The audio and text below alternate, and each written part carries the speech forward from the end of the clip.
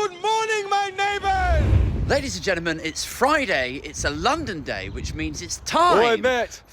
It's time for you to shut up, you bellend. It's too early for this. An alternative paper review.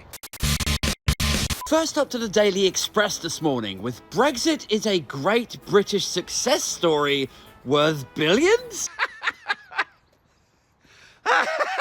So yes, just as I was saying in yesterday's paper review, this is Tory opposite world now. You know, we're global Britain, we've cut ourselves off from it. We are slashing taxes, but simultaneously raising taxes. Brexit is costing the economy about 100 billion a year, but is simultaneously a great British success story. I mean, even if you're allergic to maths and stats and substance, which we all know the Conservatives are, just look at this on a socio-economic plane. Like, if Brexit is such a barnstorming success, how come no other countries are seeking to replicate it?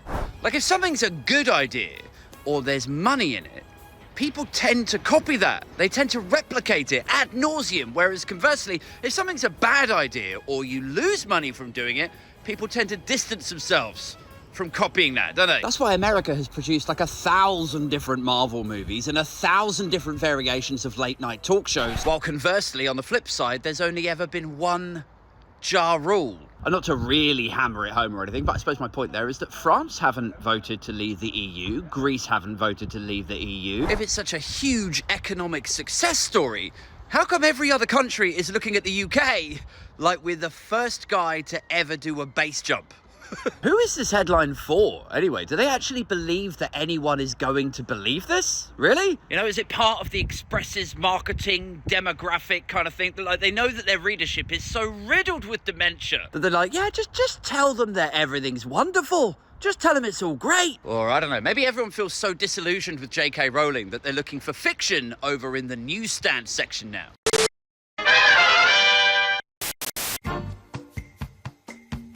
Meanwhile, over in the Sun, Red Bullish. Horner breaks silence. Oh dear.